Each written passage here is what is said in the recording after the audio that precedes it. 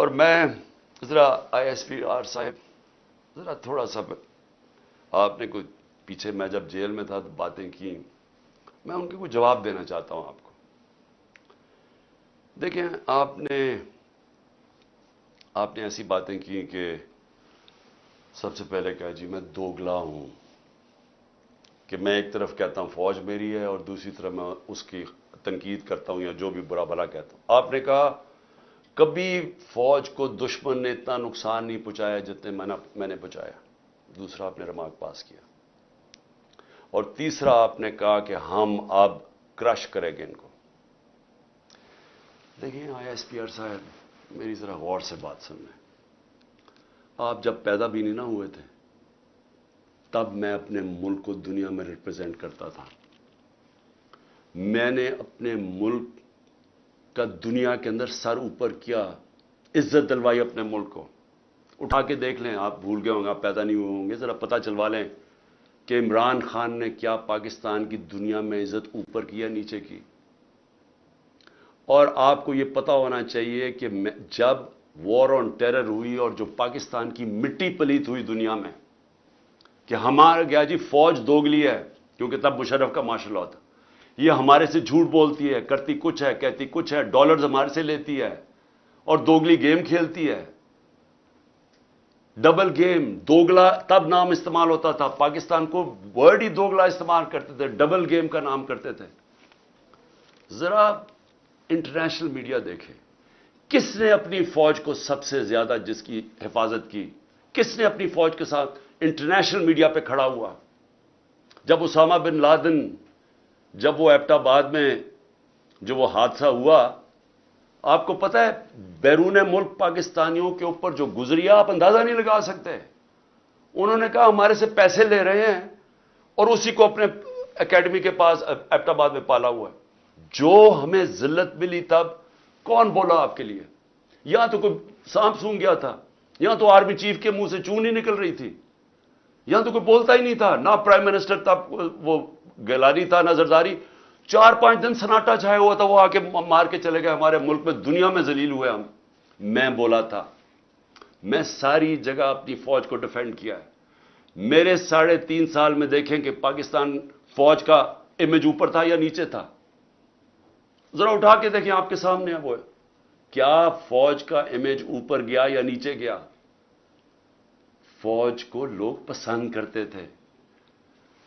جب ایک army chief نے میری کمر میں تو چاقو مارا، لیکن پاکستان کے بدنام ترین مجرموں کو آ کے اوپر بٹھا دیا، تو کیا میری وجہ سے فوج کو برا بھلا کہا گیا یا اس آدمی کی وجہ سے جس نے اس نے کیا سمجھا کہ لوگ یہ بتائیں نا، کیا لوگ چونٹیاں ہیں؟ کیا لوگوں میں عقل نہیں ہے؟ کیا لوگ بیوقوف ہیں کہ جدھر آپ لگائیں گے ادھر لگ جائیں گے؟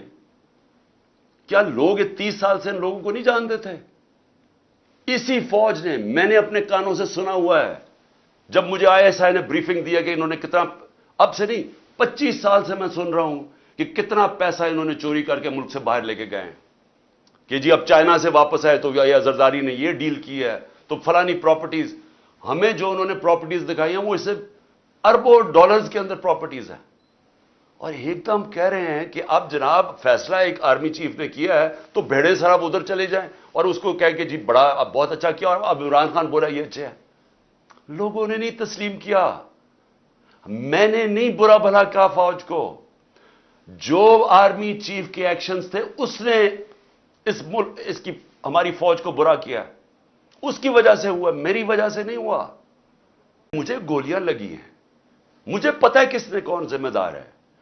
کیا مجھے ایکس پرائم منسٹر جو سب سے بڑی پارٹی کا ہیڈ، مجھے یہ حق نہیں ملا کہ میں اپنی FIR کٹوا سکوں؟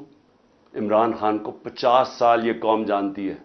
اس قوم کی تاریخ میں اگر کسی ایک آدمی کو اس قوم نے سب سے زیادہ پیسہ دیا ہے، جو سب سے زیادہ خیراتی کام، وہ عمران خان کر رہا ہے.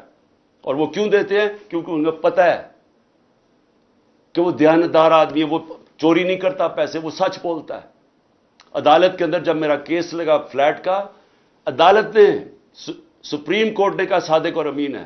آپ کو کس نے اجازت دی ہے کہ یہ کہنا جی جھوٹ بول رہا ہے یا دوگلا ہے؟